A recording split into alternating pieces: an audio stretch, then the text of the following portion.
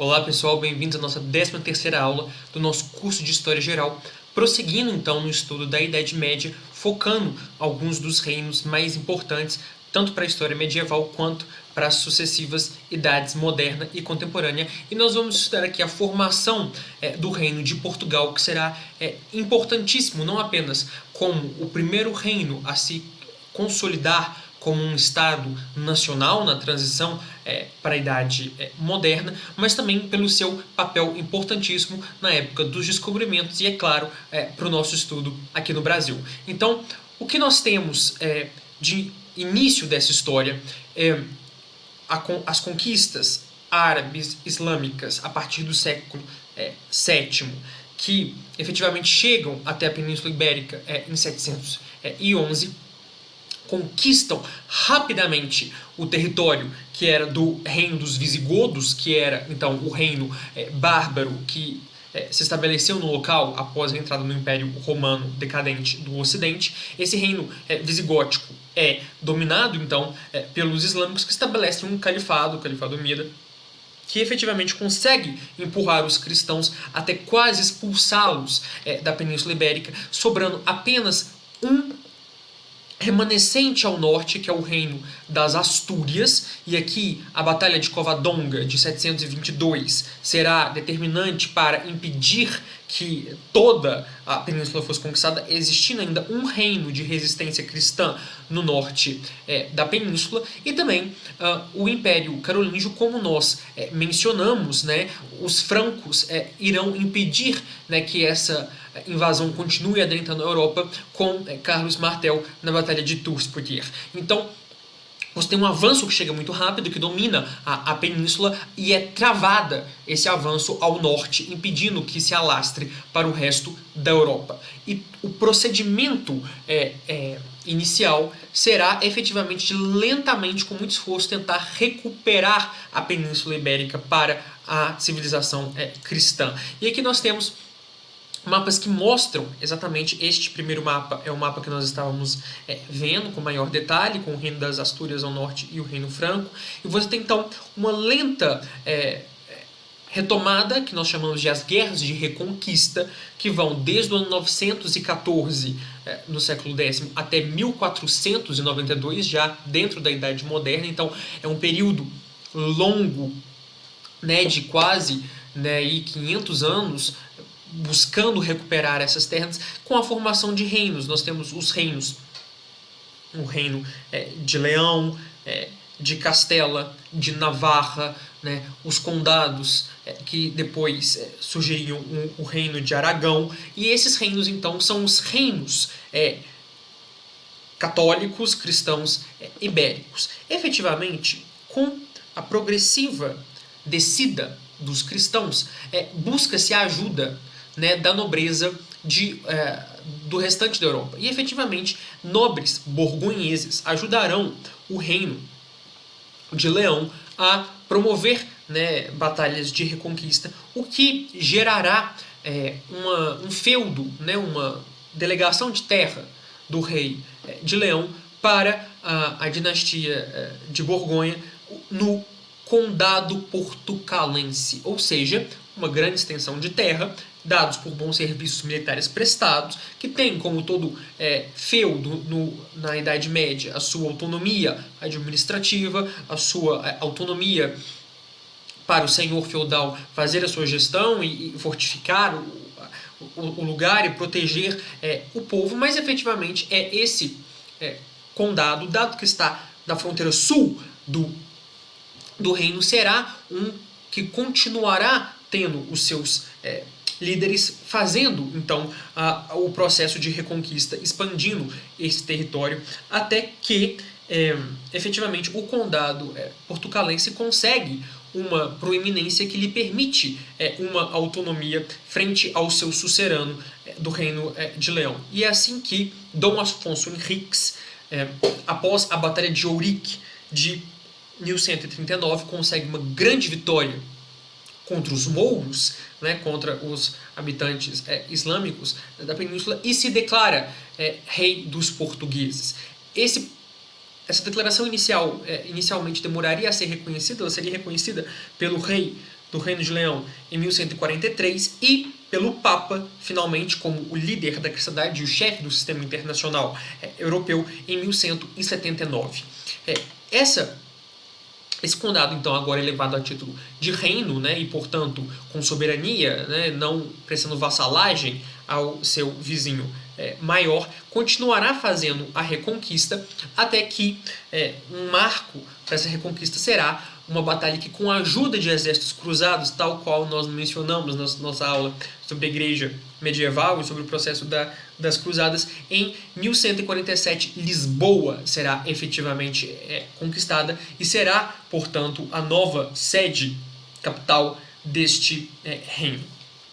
É importante citar que Portugal, como um reino pequeno e que proveio de um único feudo originário, permite uma concentração de poder maior no rei do que a maioria dos outros países feudais da época. Não apenas o rei tem uma proeminência direta de terras que não delegou a vassalos muito grande, o que lhe permite um governo mais direto da maioria do território em relação às suas contrapartes europeias, mas também os grandes senhores locais que se formariam a partir do desenrolar desse reino seriam, de certa forma, ligados à monarquia centralizada. Então seriam filhos menores ou até mesmo bastardos da casa real que desenvolveriam outras grandes casas, como os duques de Bragança, como os duques de Viseu, etc. Então, é possível ainda gerir, dado a natureza originária do território, graças à monarquia altamente fortalecida perante o povo, como a família ou o processo, a coroa, que efetivamente conquistou o território e conquistou a autonomia, a independência do país, então reforçando essa autoridade central que não, claro, sem conflito, sempre haverá conflitos durante a Idade Média entre o governo central e os privilégios da nobreza local, mas Portugal consegue sair à frente no processo histórico de consolidação da autoridade central em um rei que será progressivamente mais absoluto, e é o rei absoluto que dará a Portugal as condições de Estado-nação, promovendo efetivamente via administração o desenvolvimento da língua portuguesa moderna, mas não apenas isso, mas também uma língua oficial portuguesa da administração, para além do latim, também uma unidade de modos governativos dentro do país, de peso, de um exército real e que, portanto, com essa concentração de poder, dará uma unidade nacional para promover grandes projetos, como, por exemplo, o projeto de expansão. Perceba como Portugal, sempre espremido dentro da Península Ibérica pelos seus vizinhos imediatos, que, apesar de compartilhar a Península Ibérica com outros reinos de então, efetivamente, claro, o reino de Castela, Leão e Castela se juntariam, e depois Castela e Aragão se juntariam, e depois conquistariam Granada e anexariam a Navarra, formando então o reino das Espanhas. Então, Portugal sempre, na geografia própria da península, é muito restrito frente ao tamanho da Espanha, e travou várias guerras com Espanha e casamentos dinásticos para evitar guerras com Espanha. Então, efetivamente, Portugal, para buscar o protagonismo, para buscar o influxo de capital, para buscar o desenvolvimento, não terá outra alternativa do que virar-se para o mar. E, efetivamente, é isso que acontece progressivamente, especialmente na segunda dinastia, que da dinastia de Borgonha passou para a dinastia de Avis. Então nós temos aqui exatamente essa situação, o reino de Portugal, o reino de Leão, o reino de Castela, o reino de Navarra, o reino de Aragão, que posteriormente vão entrando. O que originalmente era o condado portucalense se torna o reino de Portugal, cada vez descendo mais ao sul até fazer a geografia atual do país. Então você tem, na primeira transição de dinastia, a tentativa do rei vizinho de recuperar a soberania sobre Portugal. Aqui você vê estandartes portugueses lutando na Batalha de Aljubarrota contra estandartes de Leão e Castela, percebam. E na Batalha de Aljubarrota, então, a dinastia de Avis, que é o mestre da ordem militar de Avis, que era um filho bastardo de um rei português anterior, consegue se afirmar como a nova dinastia, e é a dinastia de Avis que promoverá não apenas esse reforço da independência do país, mas efetivamente o processo, né, de desenvolvimento para além da Península Ibérica do país. Aqui nós temos um quadro que menciona o famoso Tratado de Windsor, de 1386, a Batalha de Aljubarrota, que consagrou a independência portuguesa na primeira transição de dinastia, ela foi em 1385. A Inglaterra foi a primeira potência estrangeira a reconhecer exatamente essa independência e firmar um casamento dinástico, estreitando esses laços entre Portugal e Inglaterra, o que gerará o Tratado de Windsor de 1386, que é a aliança diplomática, ou seja, a aliança anglo-lusitana, é a aliança diplomática ainda em vigor mais antiga da história, que envolveu não apenas casamentos dinásticos, mas acordos comerciais, ou seja, a exportação de vinho português pela importação de matéria têxtil inglesa, e essa aliança será muito importante na história de ambos os países e também afetará a história brasileira, como veremos mais à frente, mas nós estamos aí vendo esse Tratado de Windsor, que é efetivamente importante na história da diplomacia e mostra exatamente essa busca de Portugal por aliados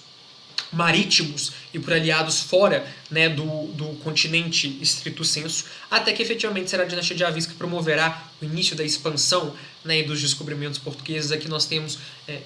em azulejos portugueses clássicos um retrato da conquista de Ceuta de 1415. Os filhos, os infantes, filhos do rei, foram muito importantes na campanha militar que conquistou Ceuta, que é uma cidade no norte da África, no atual Marrocos. E Ceuta será, então, a primeira conquista extraterritorial de Portugal e iniciará esse procedimento de expansão. Inclusive, um dos infantes envolvidos na conquista de Ceuta foi o infante Dom Henrique, que será importantíssimo para a pesquisa e a preparação, né, e todo o esforço consciente e intelectual e nacional da coroa portuguesa para promover os descobrimentos, inclusive com o desenvolvimento de tecnologia própria para lançar-se a mares nunca dantes navegados e fazer efetivamente a projeção marítima e territorial portuguesa, que será o primeiro império ultramarinho, que será o Império Português além-mar. E aqui, então, nós temos Portugal se consolidando não apenas como uma entidade territorial, ganhando a sua independência, criando as bases que levará a ser o primeiro Estado-nação e um Estado absolutista, e as potencialidades que esse Estado absolutista centralizado dará a Portugal, lhe dando, então, a dianteira do processo dos descobrimentos, o que lhe dará uma projeção internacional e um império marítimo. Se você gostou desse vídeo, inscreve no canal, curta também o vídeo e eu te espero na próxima aula em que nós revisaremos a linha do tempo da Idade Média. Espero vocês!